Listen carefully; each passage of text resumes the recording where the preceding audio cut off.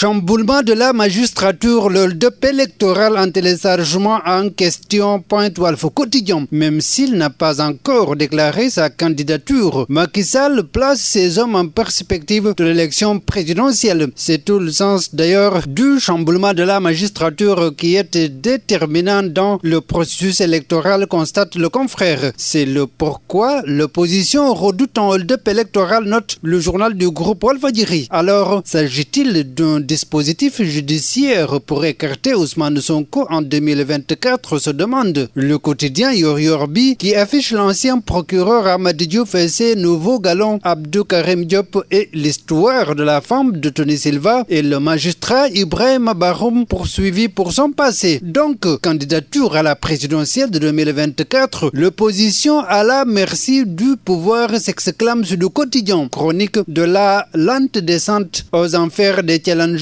les plus massifs de Macky Sall à la magistrature se prime dans les colonnes du journal. Justement, présidentiel, oui, l'échappée des solitaires, l'opposition et le piège de la dispersion, la multitude de candidatures peut leur porter préjudice, renseigne l'observateur. Enquête sur la présidentielle de 2024 parle de flou artistique, mais clairement affaire suite beauté, la cour d'appel confirme Sonko en criminel, informe Walf Quotidien. La chambre d'accusation rejette le recours de Sonko, confirme le quotidien pour dire qu'il va falloir attendre la décision de la cour de cassation pour savoir si la chambre criminelle va juger Ousmane Sonko accusé de viol répétitif et menace de mort par Adji Sarr, l'ex-massoge du salon Suite Beauté, rapporte le journal. En tous les cas, la violence politique au Sénégal au cœur de la 143e édition de l'appel de Seydina Limamou Moulaye à la une de Source A. Yoff s'énerve de l'avis du coordonnateur de l'appel dans un pays où les populations cultivent la violence. Allah ne peut pas les accompagner dans cette ferveur, relève le journal. 143e appel de Mame Limamou. Yoff plaide la fin des inégalités, indique Tribune. Seydina Limamou Moulaye, un appel intemporel, affiche le quotidien gouvernemental. Seydina Issa Laye Thiaw de rappeler que le progrès n'est pas possible sans la paix, relève Le Soleil. Sport pour terminer à la une de Stade.